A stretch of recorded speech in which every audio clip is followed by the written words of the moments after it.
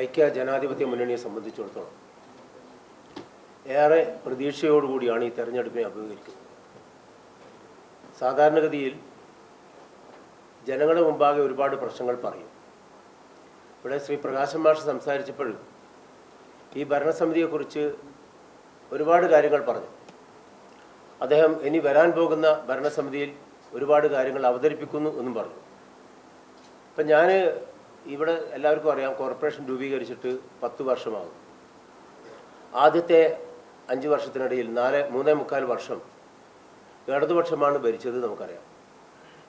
ഇപ്പോഴിനി ചെയ്യുമെന്ന് പറയുന്നവർ ആ 3.25 വർഷം ഇവിടെ എന്തു ചെയ്തു എന്നത് സംബന്ധിച്ചൊരു ആത്മപരിശോധന ആദ്യം നടത്തേണ്ടതാണ്. ആ സമയത്ത് കോർപ്പറേഷനായി എന്ന് അറിഞ്ഞത് ജനങ്ങൾ മേയറുടെ കാറ് പോകുന്ന ബോർഡ് കാണുമ്പോഴാണ്. അതിനപ്പുറം ഒരു കാര്യവും ചെയ്യാത്ത ഒരു ഭരണസമിതിയായിരുന്നു. ഒരു കാര്യവും നടത്തിയിട്ടില്ലെന്ന് മാത്രമല്ല, ഒരു പദ്ധതിയും ഉണ്ടായിട്ടില്ല.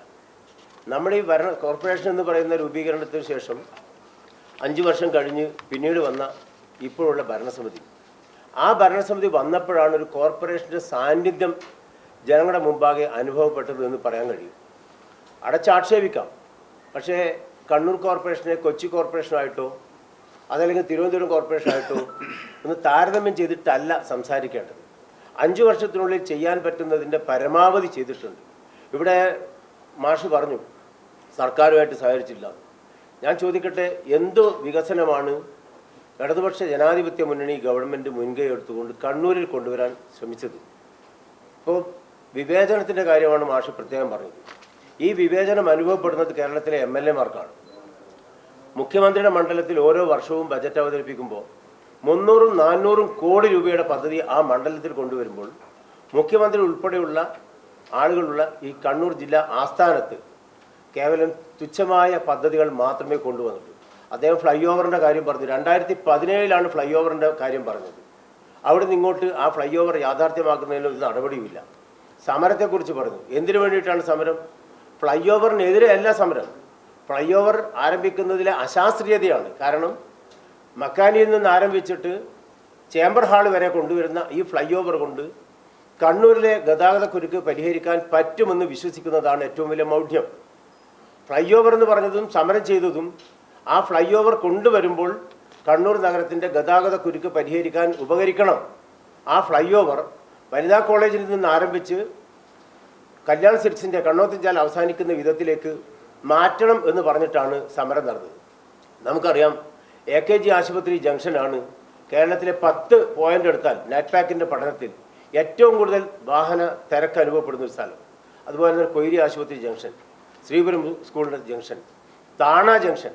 നമ്മൾ ആലോചിച്ചാൽ മതി. ഇതൊന്നുമില്ലാതെ കാൽടെക്സിൽ മാത്രമാണ് ഇതിൻ്റെ പ്രശ്നമുള്ളത് എന്ന് വരുത്തി തീർത്ത് ഒരു ചെറിയ രൂപത്തിലൊരു മിനുക്കൽ മാത്രം നടത്താനുള്ള ശ്രമത്തെയാണ് എതിർത്തത്. അപ്പോൾ പല വേദികളിലും പറയുന്നത് ഈ ഒറ്റ കാര്യം മാത്രമാണ്. കണ്ണൂർ നഗരത്തിൽ കോർപ്പറേഷൻ എന്നുള്ള രൂപത്തിൽ ഈ ഭരണസമിതി വന്നതിന് ശേഷം ഏറ്റവും കേരളത്തിൽ തന്നെ മാതൃകാപരമായ ഒരുപാട് പ്രവർത്തനങ്ങൾ നടത്തിയിട്ടുണ്ട്. ഇപ്പം ഞാൻ ചോദിക്കട്ടെ, ഇപ്പോൾ കുടിവെള്ള കണക്ഷൻ ഞങ്ങൾ കഴിഞ്ഞ സമയത്ത് പറഞ്ഞതാണ്. കേരളത്തിൽ എല്ലാ വീടുകൾക്കും, ആവശ്യപ്പെട്ട മുഴുവൻ വീടുകൾക്കും കുടിവെള്ള കണക്ഷൻ സൗജന്യമായി നൽകി അത് പൂർത്തീകരിച്ച ആദ്യത്തെ കോർപ്പറേഷനാണ് കണ്ണൂർ കോർപ്പറേഷൻ. മാസ്റ്റർ പ്ലാൻ എന്ന് പറയുന്നത് ഒരു പ്രധാനപ്പെട്ട നഗരത്തിന് അനിവാര്യമാണ്. ആ മാസ്റ്റർ പ്ലാൻ നടപ്പാക്കി പൂർത്തീകരിച്ചെങ്കിൽ അത് കണ്ണൂർ കോർപ്പറേഷൻ മാത്രമാണ്. GIS mapping, geographical information system, ആ geographical information system GIS mapping നടത്തി പൂർത്തീകരിച്ച കോർപ്പറേഷൻ കണ്ണൂർ കോർപ്പറേഷനാണ്. സ്മാർട്ട് സിറ്റികൾ, ഇന്ത്യയിൽ 100 സ്മാർട്ട് സിറ്റികളുണ്ട്. തിരുവനന്തപുരവും കൊച്ചിയും സ്മാർട്ട് സിറ്റിയാണ്. എന്നാൽ തിരുവനന്തപുരവും കൊച്ചിയും ഉൾപ്പെടുന്ന സ്മാർട്ട് സിറ്റികൾ അവർക്ക് എൻട്രിയുള്ള കേന്ദ്ര government IUDX, Indian urban data exchange എന്ന് പറയുന്നൊരു പ്ലാറ്റ്ഫോം, ആ പ്ലാറ്റ്ഫോമിൽ ഇടം കിട്ടിയിട്ടുള്ള സ്മാർട്ട് സിറ്റി അല്ലാത്ത ഏക കോർപ്പറേഷൻ അത് കണ്ണൂർ കോർപ്പറേഷനാണ്. സ്മാർട്ട് സിറ്റിയായ തിരുവനന്തപുരവും കൊച്ചിയും അതിനകത്തേക്ക് വരുന്നതിന് മുമ്പ് കണ്ണൂർ കോർപ്പറേഷൻ അതിൽ ഇടം നേടിയിട്ടുണ്ട്. എന്ന് വേണ്ട ഓരോ കാര്യങ്ങളും. മാഷ് ഇവിടെ പറഞ്ഞൊരു കാര്യം, സൈക്കിൾ പാത്ത് നടപ്പാക്കി സൈക്കിൾ പോയോ? അത് മാഷ് പരിശോധിക്കേണ്ടത് പഴയ കാലത്ത് അന്ന് അമൃത പദ്ധതി എന്ന് പറയുന്നത് ഉമ്മൻചാണ്ടി മുഖ്യമന്ത്രി ആയിരുന്നപ്പോൾ കേന്ദ്ര ഗവൺമെൻറ്റുമായിട്ട് ആവശ്യപ്പെട്ട് വാങ്ങിത്തന്ന കാര്യമാണ്. കാരണം അതിനകത്ത് ആദ്യം കണ്ണൂർ ഉൾപ്പെട്ടിട്ടില്ല. അന്നത്തെ മുനിസിപ്പൽ ഭരണസമിതി ആവശ്യപ്പെട്ടത് പ്രകാരം, ഞാനത് വൈസ് ചെയർമാനാണ്, ആവശ്യപ്പെട്ടത് പ്രകാരമാണ് കണ്ണൂരിനെയും ഗുരുവായൂരിനെയും ഈ അമൃതയിൽ ഉൾപ്പെടുത്തിയത്. ആ ഉൾപ്പെടുത്തി കിട്ടിയതിന് ശേഷമാണ് ഈ ഇടതുപക്ഷത്തിൻ്റെ ഭരണസമിതി അധികാരത്തിൽ വന്നത്. ആ ഭരണസമിതി ഉണ്ടാക്കി അവതരിപ്പിച്ച പൂർത്തീകരിച്ച ഏക പദ്ധതി ആ സൈക്കിൾ പാത്താണ്. ആ സൈക്കിൾ പാത്തിനെ കുറിച്ചാണ് മാഷ് പറഞ്ഞത്. അതിനുശേഷമുള്ള കാര്യങ്ങൾ അതെല്ലാം ഞങ്ങളെ ഏറ്റെടുത്ത് ഭംഗിയായി നടപ്പാക്കിയിട്ടുണ്ട്.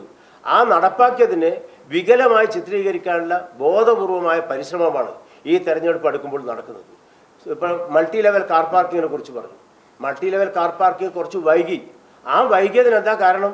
അതിൻ്റെ ഇലക്ട്രിഫിക്കേഷനുമായി ബന്ധപ്പെട്ട അതിൻ്റെ ഡ്രോയിങ് കിട്ടാനും മറ്റൊക്കെ കാലതാമസം ഉണ്ടായപ്പോൾ എസ്റ്റിമേറ്റിൽ മാറ്റം വന്നു.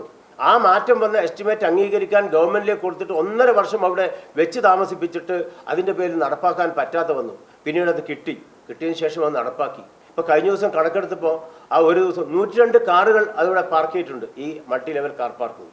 അപ്പോൾ ഇപ്പോഴും പാർക്ക് ചെയ്യുന്നുണ്ട്. നമുക്ക് ജില്ലാ ഭരണകൂടവും അതുപോലെ തന്നെ പോലീസ് സംവിധാനം ഉൾപ്പെടെ സഹായിച്ചാൽ ആ പ്രദേശത്ത് റോഡരികിൽ നിൽക്കുന്ന വാഹനങ്ങളെ ഒക്കെ തന്നെ ഇതിനകത്തേക്ക് കൊണ്ടുവരാൻ സാധിച്ചാൽ നന്നായിട്ട് പ്രവർത്തിക്കുന്നു മൾട്ടി ലെവൽ കാർ പാർക്കിംഗ്. 124 കാറുകൾ ഇവിടെ പാർക്ക് ചെയ്യാൻ വേണ്ടി പറ്റും.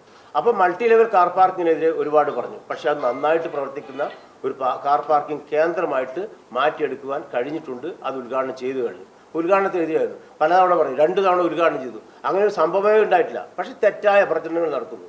ഇവിടെ മഞ്ചപ്പാലത്തെ ട്രീറ്റ്മെൻറ്റ് പ്ലാന്റ്, ആ പ്ലാന്റിന് എന്താണ് കുഴപ്പം? ആ പ്ലാന്റിനല്ല കുഴപ്പം. കണ്ണൂരിലെ എല്ലാ വീടുകളെയും നെറ്റ്വർക്കിനെ അതിനകത്ത് ഉൾപ്പെടുത്തി കഴിഞ്ഞാൽ ആ തോടിലേക്ക് മലിനജലം വരില്ല. ഇപ്പോഴെല്ലാ വീടും അതിനകത്ത് ഉൾപ്പെട്ടിട്ടില്ല. പ്ലാന്റ് നന്നായിട്ട് പോകുന്നുണ്ട്. ആ പ്ലാന്റ് അഭിമാനത്തോടെ പറയാൻ കഴിയും, കേരളത്തിലെ പല തദ്ദേശ സ്ഥാപനങ്ങളും പരിശ്രമിച്ചിട്ട് അത്തരം ഒരു പ്ലാന്റ് പൂർത്തിയാക്കാൻ സാധിച്ചിട്ടില്ല. കേരളത്തിൽ പൂർത്തീകരിച്ച ആദ്യത്തെ മലിനജല ട്രീറ്റ്മെൻറ്റ് പ്ലാന്റാണ് തദ്ദേശ സ്ഥാപന മേഖലയിൽ ഇവിടെ മഞ്ചപ്പാലത്തിലെ പ്ലാന്റ്. ആ പ്ലാന്റ് ഇപ്പോഴും നന്നായിട്ട് പ്രവർത്തിക്കുന്നു. 2 ദിവസക്കാലം അവിടുത്തെ ജീവനക്കാർ പണിമുടക്കിയപ്പോൾ അതിന് പ്രവർത്തിക്കാത്ത സാഹചര്യം ഉണ്ടായി. ആ സമയത്ത് അവിടെ വന്ന് സമരം നടത്തിയിട്ട് ഇത് മോശമായിട്ടാണ് ഉള്ളത് എന്ന് പറഞ്ഞ് വ്യാജമായ പ്രചരണം നടത്തുന്ന കാഴ്ചയാണ് കണ്ടത്. നമുക്ക് അഭിമാനത്തോടെ പറയാൻ കഴിയും, ഏറ്റവും നന്നായിട്ട് ഒരുപാട് കാര്യങ്ങൾ ചെയ്യുവാൻ കഴിഞ്ഞ ഒരു ഭരണസമിതിയാണ്. ഇപ്പോൾ ഫുട്ബോളിൻ്റെ ആരവം ആ സ്റ്റേഡിയത്തിൽ പുല്ലുവെച്ച് പിടിപ്പിച്ചു. ജനങ്ങളുമായി ബന്ധപ്പെട്ട് രാവിലെ മോർണിംഗ് വാക്കിന് ഉൾപ്പെടെ ഫുട്പാത്ത് ഉണ്ടാക്കി. ഇപ്പോൾ ഫെഡറേഷൻ കപ്പ് ഫുട്ബോൾ ടൂർണമെൻറ്റ് വർഷങ്ങൾ 1980-കളിലാണ് നടന്നത്. അതിനുശേഷം ആ സ്റ്റേഡിയം നിറഞ്ഞു കവിഞ്ഞ ഫുട്ബോൾ ആരവം തിരികെ കൊണ്ടുവരാൻ കഴിഞ്ഞെങ്കിൽ അത് കണ്ണൂർ കോർപ്പറേഷൻ ഭരണസമിതിയുടെ മിടുക്കാണ്. ഇവിടെ ദസറയെക്കുറിച്ച് പറഞ്ഞു. പഴയകാലത്ത് മൈസൂർ ദസറയാണ്. ആ മൈസൂർ ദസറ കഴിഞ്ഞാൽ 2ാം ദസറ എന്നറിയപ്പെട്ട കണ്ണൂർ. ആ കണ്ണൂരിൽ ആ കാലക്രമത്തിൽ അതിൻ്റെ പൊലിമ നഷ്ടപ്പെട്ടു പോയി. നമ്മളത് പുനരാവിഷ്കരിച്ചു.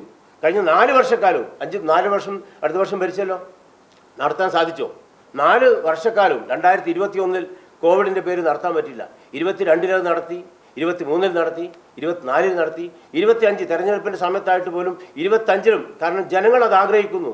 എല്ലാ വിഭാഗം ആളുകളും ഏകദേശം 4-5 ലക്ഷത്തോളം ആളുകൾ ജില്ലക്ക് പുറത്തുനിന്നുള്ള ആളുകൾ ഉൾപ്പെടെ ആ ദസറ കാണാനും ജില്ലയിലെ ഇലുമിനേഷൻ ഉൾപ്പെടെയുള്ള ഭംഗിയായ സംവിധാനങ്ങൾ കാണുവാനും വേണ്ടി എത്തിച്ചേർന്നു. അപ്പോൾ നമുക്ക് ജനങ്ങൾ എന്താണോ ആഗ്രഹിക്കുന്നത് ആ ആഗ്രഹത്തിനനുസരിച്ച് കാര്യങ്ങൾ ചെയ്യുവാൻ കഴിഞ്ഞിട്ടുണ്ട്. എന്നാൽ സർക്കാരിൻ്റെ സമീപനം എന്താ? സർക്കാർ തദ്ദേശ സ്ഥാപനങ്ങൾക്ക് കൊടുക്കേണ്ട ഫണ്ടുകൾ കൊടുക്കുന്നുണ്ടെന്ന് നെഞ്ചിൽ കൈവച്ച് പറയാൻ കഴിയുമോ? കഴിഞ്ഞ വർഷം സംഭവിച്ചത് വാർഷിക പദ്ധതി മാർച്ച് 31 വരെ പദ്ധതി ഉണ്ടാകും. പലപ്പോഴും ഗഡുക്കൾ സമയബന്ധമായി കൊടുക്കുന്നില്ല. അവസാനത്തെ ഗഡു മാർച്ച് 22-ാം തീയതി ട്രഷറി അടക്കുന്നു. മാർച്ച് 23-ാം തീയതി ഫണ്ട് അനുവദിക്കുന്നു. എന്തിനു വേണ്ടിയിട്ടാണ്?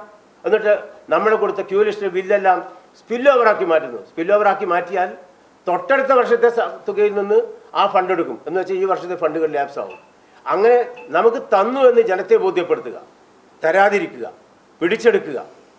ഓരോ ഘട്ടത്തിലും ട്രഷറിയുടെ നിയന്ത്രണം കൊണ്ട് തദ്ദേശ സ്ഥാപനങ്ങൾക്ക് ഞങ്ങളോട് ഇത് പലപ്പോഴും സമരം ചെയ്യാൻ വേണ്ടി പറയുന്നത് ഇടതുപക്ഷത്തിൻ്റെ തദ്ദേശ സ്ഥാപനങ്ങളിലെ അധ്യക്ഷന്മാരും ആളുകളാണ്. കാരണം ഞങ്ങൾക്ക് പറയാൻ കഴിയില്ല.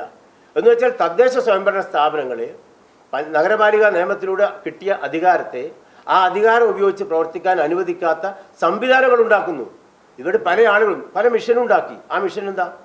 പാർട്ടി സഖാക്കന്മാരെ കുത്തി നടക്കാനുള്ള ഒരു സംവിധാനമാക്കി. ഇപ്പോൾ വിജ്ഞാന കേരളം എന്ന് പറഞ്ഞൊരു സാധനം ഉണ്ടായിട്ട് തോമസ് ഐസക്കിനെ ചെയർമാനായിട്ടും സരിനെ കൺവീനറായിട്ടൊക്കെ വെച്ചുകൊണ്ട് ഒരു സംവിധാനം കൊണ്ടുവന്നു. ആ സംവിധാനത്തെ തൊഴിൽ മേളകൾ നടത്താനും തൊഴിൽ കൊടുക്കാനും 1005 പേർക്ക് തൊഴിൽ. ഞങ്ങളവിടെ ഇതൊന്നുമില്ല, സർക്കാരിൻ്റെ ആഹ്വാനമില്ലാതെ തന്നെ ഞങ്ങൾ 3 തൊഴിൽ മേളകൾ നടത്തി കോർപ്പറേഷൻ. ആ തൊഴിൽമേളയിൽ 1000-കണക്കിന് ആൾക്ക് തൊഴിൽ കൊടുത്തു. അതിൻ്റെ പിറകിൽ വന്നിട്ട് ഞങ്ങളിതാ എല്ലാ സ്ഥലത്തും ഇങ്ങനെ ചെയ്യാൻ വേണ്ടി പോകുന്നു. ഇതൊക്കെ ചില ആളുകളെ കുടിയിരുത്താൻ വേണ്ടിയിട്ട് സംവിധാനമായിട്ട് കൊണ്ടു നടക്കുക. ഈ ഫണ്ടുകളെ ലക്ഷ്യം വെച്ച് വരിക. ഞങ്ങൾ സഹകരിക്കുന്നില്ല എന്ന് പറഞ്ഞ കാര്യത്തിൽ ചില കാര്യത്തിലൊക്കെ സഹകരിച്ചിട്ടില്ല. ഏതാണ്? നവകേരള സദസ്സ് വരുന്നു, തദ്ദേശ സ്ഥാപനങ്ങൾ എല്ലാം 5 ലക്ഷം കൊടുക്കണം, 10 ലക്ഷം കൊടുക്കണം, ഞങ്ങളോട് ആവശ്യപ്പെടുന്നു. ഇവർക്ക് ദൂർത്തടിക്കാൻ വേണ്ടി പണം കൊടുക്കില്ല എന്ന ധൈര്യസമേതം തീരുമാനമെടുത്തത് തദ്ദേശ സ്വയംഭരണ സ്ഥാപനം ഗവൺമെൻറ്റുമായി സഹകരിക്കുന്നില്ല എന്നുള്ളതാണെങ്കിൽ ഞങ്ങൾ സഹകരിക്കാതിരിക്കാൻ തന്നെയാണ് തീരുമാനം. അത് തദ്ദേശ സ്വയംഭരണ സ്ഥാപനങ്ങളെ തനത് ഫണ്ടിനെ ലക്ഷ്യം വെച്ചുകൊണ്ട് ചെയ്യാൻ പാടില്ല. ഇവർ പറഞ്ഞു വീട് വെക്കാൻ സ്ഥലം കൊടുത്തിട്ടില്ല. 116 പേർക്ക് കണ്ണൂർ കോർപ്പറേഷൻ സ്ഥലം വാങ്ങി നൽകിയിട്ടുണ്ട്. 5.5 കോടിയോളം രൂപ ചെലവഴിച്ചിട്ട് വീട് വെക്കാൻ ആവശ്യമായ ആളുകൾക്ക്. നിങ്ങൾ ആക്ഷേപിക്കുന്ന ആക്ഷേപങ്ങളൊക്കെ തന്നെയും രാഷ്ട്രീയമായ ആക്ഷേപങ്ങളാണ്. ആ ആക്ഷേപങ്ങൾ ഞങ്ങൾക്ക് ബാധകമല്ല. ഞങ്ങളത് ജനങ്ങളോട് പറഞ്ഞുകൊണ്ട് തന്നെ ജനങ്ങളിൽ നിന്ന് വോട്ട് വാങ്ങി മുന്നോട്ട് പോകാൻ ഞങ്ങൾക്ക് കഴിയും എന്ന ആത്മവിശ്വാസമുണ്ട്. പ്രചണ്ഡമായ ആരോപണങ്ങൾ ചേലോറയിലെ മാലിന്യ പ്ലാനിനെ കുറിച്ച് പറഞ്ഞു. എന്താണ് ആക്ഷേപം? നിങ്ങൾ 1,77,00,000 ആക്ഷേപം പറയുമ്പോൾ അതിന് ഉദ്യോഗസ്ഥന്മാർ കൊടുത്ത മറുപടി, ഉദ്യോഗസ്ഥന്മാർക്കെതിരെയാണ് ചൂണ്ട് ആ ആക്ഷേപം. അവർ കൊടുത്ത മറുപടി അവിടെ 640 രൂപക്കാണ് ഒരു ക്യൂബിക് മീറ്റർ മാലിന്യം നീക്കം ചെയ്യുന്നതെങ്കിൽ അതിനകത്ത് അതിൻ്റെ സോയിൽ നീക്കം ചെയ്യാത്തതിൻ്റെ പേരിൽ അതിൻ്റെ പകുതി തുക മാത്രമേ കൊടുത്തിട്ടുള്ളൂ. അതുപോലെ തന്നെ അവിടെ ഇട്ട മാലിന്യം മുഴുവനായിട്ട് ഈ മെഷർമെൻറ്റിൽ വന്നിട്ടില്ല. മെഷർ ചെയ്തതിന് ശേഷവും 5 മാസക്കാലം അവിടെ ബയോമൈനിങ് നടന്നിട്ടുണ്ട്. ആ സമയത്തുള്ള ക്വാണ്ടിറ്റി വന്നിട്ടില്ല. അതുൾപ്പെടെ അതിനകത്തേക്ക് വരുമ്പോൾ ഇനിയും കോടിക്കണക്കിന് രൂപ അവർക്ക് കൊടുക്കാനാണ് ഉള്ളത് എന്നതാണ് കണ്ടെത്തൽ. എന്നാൽ കൊച്ചി കോർപ്പറേഷൻ ആടെ ബ്രഹ്മപുരത്ത് അവിടെ സോണ്ട എന്ന് പറയുന്ന കമ്പനിക്ക് കൊടുത്തിട്ട്, ആരാ സോണ്ട? കണ്ണൂരിൽ കൊടുത്തത് സോണ്ടക്കാണ്. ഞങ്ങളോടുള്ള ആക്ഷേപം ഞങ്ങൾ ആ സോണ്ടയെ അനുസരിച്ചില്ല എന്നുള്ളതാണ്. CPM-ന്റെ നേതാവായ വൈക്കം വിശ്വൻ്റെ മകളുടെ ഭർത്താവിൻ്റെ കമ്പനിയാണ് സോണ്ട കമ്പനി. 1740 രൂപക്കാണ് കണ്ണൂരിൽ ഗവൺമെൻറ് ടെൻഡർ വിളിച്ചിട്ട് ആ സോണ്ട കമ്പനിക്ക് ബയോമൈനിങ്ങിന് കൊടുത്തത്. ഞങ്ങൾ പറഞ്ഞു തുക അധികമാണ്. 40,000 ക്യൂബിക് മീറ്റർ ഉള്ളതിന് 6,86,00,000 രൂപയാണ് അവർ ആവശ്യപ്പെട്ടത്. അത് കൊടുക്കാൻ ഞങ്ങൾ സമ്മതിച്ചു. പക്ഷേ ക്വാണ്ടിറ്റി കൂടുതലാണ്. അവിടെ 1,23,000 ഉണ്ടെന്ന് വീണ്ടും സർവേ നടത്തിയപ്പോൾ കണ്ടു എന്നതിൻ്റെ പേരിൽ 21,500,000 കോടി രൂപ ആവശ്യപ്പെട്ടപ്പോൾ അത് തരാൻ പാടില്ല എന്ന് പറഞ്ഞിട്ട് ഞങ്ങൾ ടെൻഡർ ചെയ്തു. സർക്കാർ ടെൻഡർ ചെയ്ത അവസ്ഥ എന്താ? അവിടെ ഒറ്റ കമ്പനി മാത്രം ടെൻഡറിൽ പങ്കെടുത്തപ്പോൾ വീണ്ടും ടെൻഡർ വിളിക്കാതെ ആ കമ്പനിക്ക്, സോണ്ട കമ്പനിക്ക് എഴുതി കൊടുത്ത ഗവൺമെൻറ് ആണോ അഴിമതി നടത്തുന്നത്? അതല്ല ഞങ്ങളാണോ? ഞങ്ങളത് റീടെൻഡർ ചെയ്തിട്ട് 1,740 രൂപ എന്നത് 640 രൂപക്ക് ടെൻഡർ കൊടുത്ത ഞങ്ങൾക്കെതിരെ ആക്ഷേപം ഉന്നയിക്കുമ്പോൾ ഇതേ വർക്ക് 1,670 രൂപക്ക് കൊച്ചി കോർപ്പറേഷൻ ചെയ്യുന്നു. ആ ചെയ്യുമ്പോൾ അവിടെ ചെയ്യാതെ നീക്കാതെ തീയിട്ട് നശിപ്പിക്കാനാണ് ശ്രമിച്ചത് സോണ്ട കമ്പനി. സോണ്ട കമ്പനി ചെയ്തത് വിജിലൻസ് അന്വേഷിച്ചപ്പോൾ കണ്ടെത്തി എന്താണെന്ന് അറിയാമോ? അവിടെ 1,670 രൂപക്ക് ടെൻഡർ ചെയ്തിട്ട് അവിടെ 54 കോടി രൂപക്കാണ് സോണ്ട കമ്പനിക്ക് കൊടുത്തത്. ആ 54 കോടി രൂപ കൊടുത്തപ്പോഴാണ് അത് സബ് കോൺട്രാക്ട് കൊടുത്ത കമ്പനി അവിടെ തീയിട്ടത്. ആ തീയിട്ടപ്പോൾ വിജിലൻസ് കേസെടുത്തു, അന്വേഷിച്ചു. ആ അന്വേഷണത്തിൽ കണ്ടെത്തിയ പ്രധാനപ്പെട്ട കാര്യം 54 കോടി രൂപക്ക് ടെൻഡർ ചെയ്ത പ്രവൃത്തി 22 കോടിക്ക് മറ്റൊരു കമ്പനിക്ക് മറച്ചു കൊടുത്തു. എന്ന് വെച്ചാൽ ടെൻഡർ എടുത്ത കമ്പനിക്ക് 32 കോടി ലാഭം. സോണ്ട കമ്പനിയാണ്, വൈക്കം വിശ്വൻ്റെ കമ്പനിയാണ്. എനിക്ക് കണ്ണൂരിൽ സോണ്ട കമ്പനിക്ക് തുടരണം എന്ന് പറഞ്ഞ് തിരുവനന്തപുരത്ത് വിളിച്ച മീറ്റിങ്ങിൽ, ആ മീറ്റിങ്ങിനകത്ത് ഞാൻ പറഞ്ഞപ്പോൾ മുഖ്യമന്ത്രി ഓഫീസിലെ ഉന്നതനായ ദത്തൻ എന്ന് പറയുന്ന ഒരാൾ, അദ്ദേഹം എന്നെ ഓഫീസിൽ വിളിച്ചിട്ട് കാണണമെന്ന് പറഞ്ഞിട്ട് നിങ്ങൾ ഇതുമായിട്ട് മുന്നോട്ട് പോകണം എന്ന് എന്നോട് അഭ്യർത്ഥിച്ചു. ഇത് സർക്കാർ വേണമെങ്കിൽ സാമ്പത്തിക സഹായം ചെയ്യാം.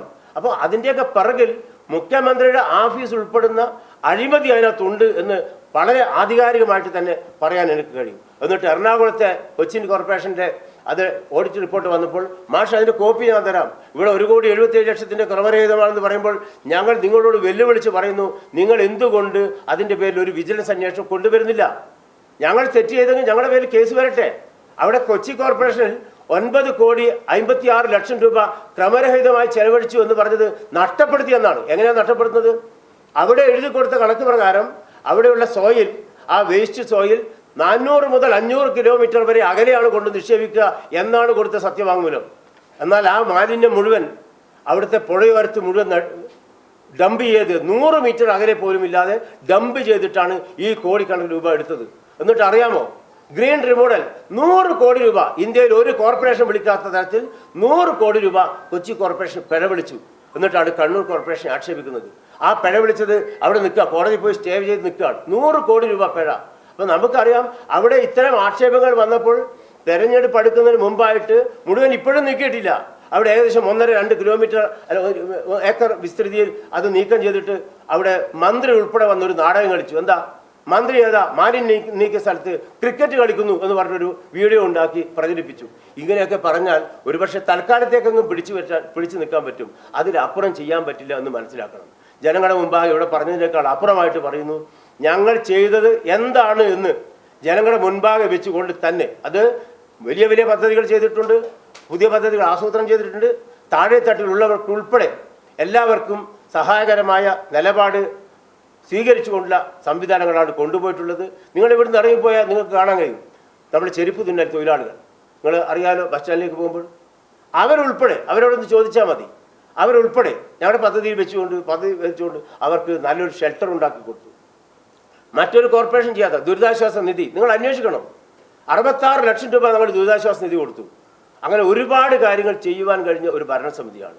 ജനങ്ങളുമായിട്ട് ബന്ധപ്പെട്ടുകൊണ്ട് വാർഷിക പദ്ധതി ആ പദ്ധതി നടപ്പാക്കുന്നുണ്ട്. ഇവിടെ പലതിനെക്കുറിച്ച് പറയുമ്പോഴും എല്ലാവരോടും കരുണാപരമായ സമീപനം സ്വീകരിക്കുന്നു പറയുമ്പോൾ ഞാൻ ചോദിക്കട്ടെ, കഴിഞ്ഞ കാലത്ത് ഈ കഴിഞ്ഞ സാമ്പത്തിക വർഷം 500 കോടി രൂപയാണ് പട്ടികജാതി മേഖലയിൽ സർക്കാർ ഫണ്ട് തിരികെ എടുത്തത്. 120 കോടി പട്ടികവർഗ മേഖലയിൽ നിന്ന് സർക്കാർ തിരികെ എടുത്തു. എന്ന് വെച്ചാൽ തദ്ദേശ സ്വയംഭരണ സ്ഥാപനങ്ങളെ ഞെക്കിക്കൊല്ലുക, ഫണ്ട് കൊടുക്കാതിരിക്കുക, വൈകിപ്പിച്ചിട്ട് സ്പിൽ ഓവർ ആക്കുക, അങ്ങനെ തിരികെ എടുക്കുക. ഒരു പക്ഷേ ഈ സംവിധാനങ്ങൾ പഞ്ചായത്തി രാജ് നഗരപാലിക നിയമം കൊണ്ടുവരുമ്പോൾ ഗവൺമെൻറ് വിഭാവനം ചെയ്തത് എന്താണോ ആ വിഭാവനം ചെയ്ത സംവിധാനത്തെ തകിടം മറിക്കുന്ന സമീപനമാണ് സർക്കാരിൻ്റെ നേതൃത്വത്തിൽ ചെയ്യുന്നത്. വിവേചനത്തെക്കുറിച്ച് പറഞ്ഞു. വിവേചനമില്ല. നിങ്ങൾ മനസ്സിലാക്കേണ്ടത് കണ്ണൂർ കോർപ്പറേഷൻ്റെ 56 ഡിവിഷനുകളിൽ താളിക്കാവ് ഡിവിഷനിലും തെക്കി ബസാർ ഡിവിഷനിലും ചെലവഴിച്ച തുക മറ്റ് എൻ്റെ മേയറായിരുന്ന സമയത്ത് പോലും എൻ്റെ ഡിവിഷനിൽ പോലും ചെലവഴിച്ചിട്ടില്ല. അത്രമാത്രം തുക ചെലവഴിച്ചു. റോഡിനെ കുറിച്ച് പറഞ്ഞു. റോഡ് ഏതാ മോശം? ഇപ്പം മഴക്കാലത്ത് പ്രശ്നമുണ്ടായി, മഴ മാറി, അതൊക്കെ ചെയ്തു തുടങ്ങുന്നു. മാർച്ച് 31 മുമ്പ് ചെയ്തു വരും. പക്ഷേ അവിടെ എവിടെയൊക്കെ റോഡ് തകർന്നിട്ടുണ്ട്? നിങ്ങൾ കൊച്ചിൻ കോർപ്പറേഷനിൽ പോയിട്ടുണ്ടോ? വീഡിയോ കാണിച്ചു തരാം. തലശ്ശേരി മുനിസിപ്പാലിറ്റി കാണിച്ചു തരാം. പയ്യന്നൂർ മുനിസിപ്പാലിറ്റിയിൽ പോയി നോക്കണം. എവിടെ എല്ലാ സ്ഥലത്തും ഉണ്ട് പ്രശ്നങ്ങൾ. ആ പ്രശ്നങ്ങൾ ഒരിക്കലും പരിഹരിക്കാതിരിക്കുന്ന സമീപനമില്ല. എല്ലാ വർക്കുകൾക്കും നമ്മൾ തനത് ഫണ്ട് ഉൾപ്പെടെ ചെലവഴിച്ചുകൊണ്ട് കോർപ്പറേഷൻ പരിധിക്കകത്തെ റോഡുകളൊക്കെ മനോഹരമാക്കാൻ വേണ്ടി ശ്രമം നടത്തിയിട്ടുണ്ട്. നഗര സൗന്ദര്യവൽക്കരണം ഇവിടെ പറഞ്ഞല്ലോ. സിറ്റി റോഡ് ഇമ്പ്രൂവ്മെൻറ്റ് 2017 കൊണ്ടുവന്ന city road improvement fly over അവിടെ നിൽക്കട്ടെ, ബാക്കിയുള്ള സ്ഥലം ഏറ്റെടുത്ത് ചെയ്തുകൂടെ? സ്ഥലം വേണ്ടാത്ത ഏറ്റെടുക്കേണ്ടാത്ത ഒരുപാട് പ്രവൃത്തിയുണ്ട്. ആ പ്രവൃത്തി നിർവഹിക്കാത്തത് എന്താ? അതൊന്നും ചെയ്യുന്നില്ല. നിങ്ങളിങ്ങനെ വലിയ വായിൽ ഞങ്ങൾ അത് കൊണ്ടുവരുന്നു, ഇപ്പം സ്റ്റേഡിയം അങ്ങനെയാക്കും ഇങ്ങനെയാക്കും. ആ ആശയമുണ്ടെങ്കിൽ സർക്കാർ കൂടി ഇടപെടണം. മുഖ്യമന്ത്രിയുടെ മണ്ഡലത്തിൽ കൺവെൻഷൻ സെൻറ്റർ നിർമ്മിക്കുന്നു, മറ്റുള്ള കാര്യങ്ങൾ നമുക്ക് അതിൽ ആക്ഷേപമല്ല. പക്ഷെ മറിച്ച് ജില്ലാ ആസ്ഥാനം എന്നുള്ള ഒരു പരിഗണന നൽകി ജില്ലക്കകത്ത് വലിയ പദ്ധതികൾ ആസൂത്രണം ചെയ്ത് അത് കൊണ്ടുവരാൻ്റെ ഒരു പരിശ്രമം എന്തേ നടത്തുന്നില്ല? അത് ഇരട്ടത്താപ്പല്ലേ? അത് നടത്തുന്നില്ല. സിറ്റി റോഡ് ഇമ്പ്രൂവ്മെൻറ്റ് പദ്ധതിയിൽ നമുക്കറിയാം, മന്ന മുതൽ ചാല വരെയുള്ള ഭാഗത്ത് റോഡ് വീതി കൂട്ടണം. എന്തെങ്കിലും നടന്നോ? അതുമല്ലെങ്കിൽ മരക്കാർവണ്ടി ഭാഗത്ത് സിറ്റിയിൽ നിന്നും തയ്യൽ വഴി താഴെ ചൊവ്വ വരെയുള്ള റോഡ് അത് ഉള്ള സ്ഥലത്ത് ബ്യൂട്ടിഫൈ ചെയ്യേണ്ട വരികയാണ്. ഒന്നും ചെയ്തിട്ടില്ല. അപ്പോൾ അത് 2017 ആരംഭിച്ചു എന്ന് പറയുന്ന സംഭവത്തിന് ഒരു മുന്നോട്ടുള്ള നമ്മളത് കാത്തുനിന്നു. കോർപ്പറേഷൻ നഗര സൗന്ദര്യവൽക്കരണവുമായി ബന്ധപ്പെട്ട് കുറേ പദ്ധതികൾ ഉണ്ടാക്കി. ആ പദ്ധതികൾ കൊണ്ടുവന്നപ്പോഴാണ് ഇതെല്ലാം വരുന്നുണ്ടെന്ന് പറഞ്ഞത്. ഞങ്ങൾ 2 വർഷം 3 വർഷം ഞാൻ മേയറായിട്ട് 2 വർഷം കഴിഞ്ഞിപ്പോൾ സ്ഥാനം ഒഴിഞ്ഞിട്ട്, എന്നിട്ട് ഞങ്ങളത് ഇതുവരെ വരുന്നില്ല എന്ന് പറഞ്ഞപ്പോൾ ഞങ്ങൾ അത് ആരംഭിച്ചു. ഇപ്പോൾ നിങ്ങൾക്കത് കണ്ണൂർ കാണാൻ പറ്റും. കോർപ്പറേഷൻ്റെ റോഡുകൾ എല്ലാം നമുക്ക് ചെയ്യാൻ കഴിയില്ല. കോർപ്പറേഷൻ റോഡുകളല്ല. കോർപ്പറേഷൻ ഓഫീസ് SPCA ജംഗ്ഷൻ മുതൽ ഗാന്ധി സർക്കിൾ വരെയുള്ള ഭാഗത്തേക്ക് അതിൻ്റെ സൗന്ദര്യവൽക്കരണ പരിപാടികൾ നടന്നുകൊണ്ടിരിക്കുന്നു. ഒരു ക്ലോക്ക് ടവർ ഉണ്ടാക്കുന്നു. അതുപോലെ തന്നെ പ്ലാസ ജംഗ്ഷൻ മുതൽ പ്രഭാത് ജംഗ്ഷൻ വരെയുള്ള ഭാഗങ്ങൾ അത് കോർപ്പറേഷൻ റോഡാണ്. അല്ലാത്ത റോഡുകൾ നമുക്ക് ചെയ്യാൻ കഴിയില്ല. അപ്പോൾ ആ നഗരത്തിനകത്ത് ആവശ്യമായ ജില്ലാ ആസ്ഥാനമാണ്. അടിസ്ഥാന സൗകര്യം ഒരുക്കുവാൻ സർക്കാരിനുൾപ്പെടെ ബാധ്യതയുണ്ട്. തിരുവനന്തപുരം നോക്കൂ, കൊച്ചി നോക്കൂ എന്നൊക്കെ പറയുമ്പോൾ ആ തിരുവനന്തപുരത്തും കൊച്ചിയിലും സ്മാർട്ട് സിറ്റിയാണ്. അവിടെ ഓരോ വർഷവും 500 കോടിയിലധികം രൂപ കേന്ദ്ര ഗവൺമെൻറ് സഹായമുണ്ട്. അത് ഇവിടെ ഒരു കാര്യവുമില്ല. ഞങ്ങൾ പലതും ഇത് ചെയ്തത് കോർപ്പറേഷൻ്റെ തനത് ഫണ്ട് ഉൾപ്പെടെ ഉപയോഗിച്ചുകൊണ്ടാണ്. സർക്കാരിൻ്റേതല്ല. മറിച്ച് സർക്കാരിൻ്റെ പദ്ധതി തുക എന്നൊക്കെ പറയുന്നതിനകത്ത് പരിമിതികൾ ഉണ്ടാകുന്നു, നിയന്ത്രണങ്ങൾ ഉണ്ടാകുന്നു. ഇപ്പം അതുപോലെ തന്നെ നമുക്ക് ഏറ്റവും വലിയ പ്രയാസം എന്താ? കൗൺസിലൊക്കെ പങ്കെടുക്കുന്ന മാധ്യമപ്രവർത്തകർക്ക് അറിയാം. നമുക്ക് കാര്യക്ഷമതയില്ലാത്ത പല സ്ഥലത്തും കളങ്കിതരായിട്ടും ആക്ഷേപങ്ങളുണ്ടായ മുഴുവൻ ഉദ്യോഗസ്ഥന്മാരെയും ഇവിടെ നമുക്ക് കണ്ണൂർ കോർപ്പറേഷൻ കൊണ്ട് നിക്ഷേപിക്കുകയാണ്. നമുക്ക് അവർ അവരിൽ നിന്ന് ഭാഗത്തുനിന്ന് വേണ്ടത്ര സഹകരണമില്ല. ഞങ്ങൾ ചില ആളുകളെ ആവശ്യപ്പെട്ടാൽ തരുന്നില്ല. ഞങ്ങൾ 3 അസിസ്റ്റന്റ് എക്സിക്യൂട്ടീവ് എഞ്ചിനീയർമാരുണ്ട് ഉണ്ടായിരുന്നു. ഞങ്ങൾ ഒരു 2 AEമാരുടെ ആവശ്യം കൂടി ഉണ്ടെന്ന് പറഞ്ഞ് കത്ത് കൊടുത്തപ്പോൾ AEമാരെയല്ല 10 HIമാരെയാണ് തന്നത്. ആവശ്യമില്ലാത്ത AEമാരെ തരുന്നതിന് പകരം ഒരു AXയുടെ പോസ്റ്റ് എടുത്ത് എബോളിഷ് ചെയ്ത് കളഞ്ഞു. അത് മറ്റൊരു മുനിസിപ്പാലിറ്റിയിലേക്ക് കൊടുത്തു. നമുക്ക് ഉദ്യോഗസ്ഥന്മാരുടെ ഭാഗത്തുനിന്ന് ഒരു പൂർണ്ണമായ സഹകരണമില്ല. ഞങ്ങളെ രാഷ്ട്രീയമായും അതുപോലെ തന്നെ ഉദ്യോഗസ്ഥപരമായും ഒക്കെ തന്നെ പീഡിപ്പിക്കുന്ന സമീപനമാണുള്ളത്. ഈ പരിമിതികൾക്കകത്തൊക്കെ നിന്നുകൊണ്ട് വളരെ നന്നായിട്ട് മുന്നോട്ട് പോകാൻ കഴിഞ്ഞിട്ടുണ്ട്. തദ്ദേശ ഭരണ മേഖലയിൽ എല്ലാവരും തന്നെ ഏറ്റവും നന്നായി പ്രവർത്തിച്ച ഒരു ഭരണസമിതിയാണ് കണ്ണൂർ കോർപ്പറേഷൻ്റേത് എന്ന സാക്ഷ്യപത്രം ജനങ്ങളിൽ നിന്ന് ഏറ്റുവാങ്ങാൻ അവസരമുണ്ടായിട്ടുണ്ട്. അതിൻ്റെ അടിസ്ഥാനത്തിൽ തന്നെ ജനവിധിയുമായി തേടിക്കൊണ്ട് മുന്നോട്ട് പോകും ആത്മവിശ്വാസത്തോടെ എന്നാണ് എനിക്ക് പറയാനുള്ളത്.